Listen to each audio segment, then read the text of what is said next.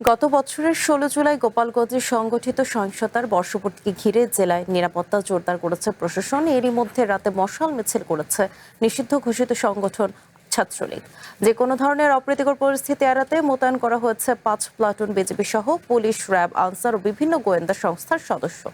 এর মধ্যে বুধবার রাতে গোপালগঞ্জ সদর নিষিদ্ধ ঘোষিত ছাত্রলীগের নেতাকর্মীরা মশাল মিছিল করেছে বলে জানা গেছে।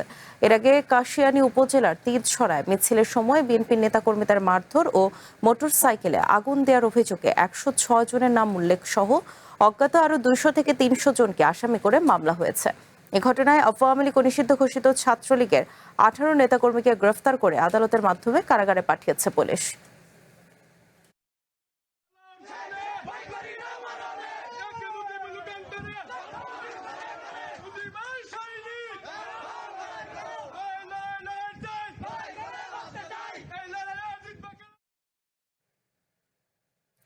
এ বিষয়ে আরো জানাতে আমাদের সঙ্গে যুক্ত হচ্ছেন সঞ্জয় বিশ্বাস।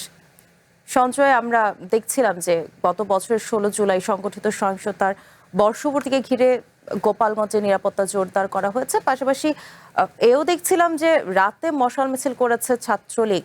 সেক্ষেত্রে এখন সেখানে অবস্থা বা জেলার সার্বিক পরিস্থিতি কেমন দেখছেন জানাবেন। আর পাশাপাশি আরেকটু জানতে চাই যে ১৬ জুলাই মানে এই দিনটিকে ঘিরে কি কোনো কর্মসূচি পালন করা হবে?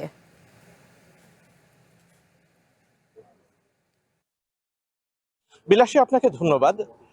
গোপালগঞ্জে এখনো পর্যন্ত আইন শৃঙ্খলা পরিস্থিতি যেটি রয়েছে, আমরা দেখছি বেশ জোরদার অবস্থানে রয়েছে আইন শৃঙ্খলা পরিস্থিতি। গোপালগঞ্জের সব জায়গায় বলা যায় যে নিরাপত্তা যে টহল সেটি কিন্তু চলমান রয়েছে। ৫ প্লাটুন বিজিবি, র্যাব, পুলিশ সহ অন্যান্য যে বাহিনীর সদস্যরা রয়েছেন, যৌথভাবে তারা এই নিরাপত্তা পরিস্থিতিকে নিয়ন্ত্রণের চেষ্টা করছে। যে কোনো ধরনের বিশৃঙ্খলা এড়াতে মোড়ে মোড়ে বিভিন্ন গুরুত্বপূর্ণ চেক পয়েন্টে তারা কিন্তু চৌকি বসিয়েছে।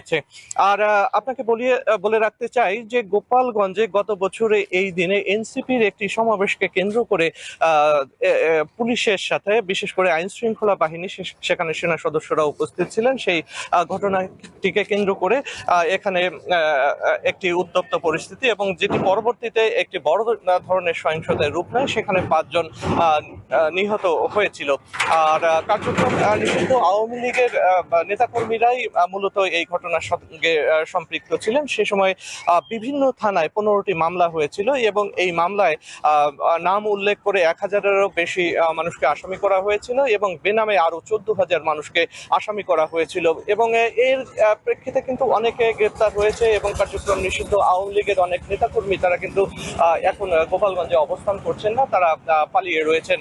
আর এই দিনটিতে যাতে কার্যক্রম নিষিদ্ধ আওয়ামী লীগ কোনো ধরনের অপ্রীতিকর পরিস্থিতি তৈরি না করতে পারে, জেলায় আইন শৃঙ্খলা পরিস্থিতি যাতে অবনতি না ঘটে, তার জন্য কিন্তু সর্বোচ্চ গুরুত্ব দিয়ে জেলা প্রশাসন এবং জেলা পুলিশ কিন্তু কার্যক্রম পরিচালনা করছে।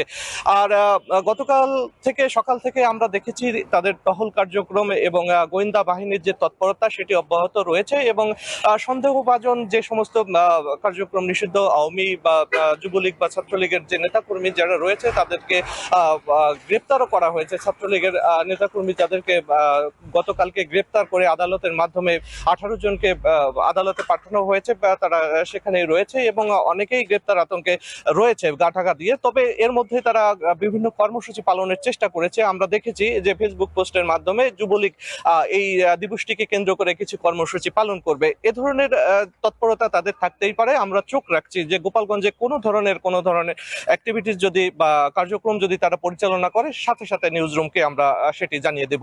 বিলাসী, আপনাকে এ পর্যন্তই জানাতে পারলাম গোপালগঞ্জের সংবাদ। ধন্যবাদ সঞ্জয়।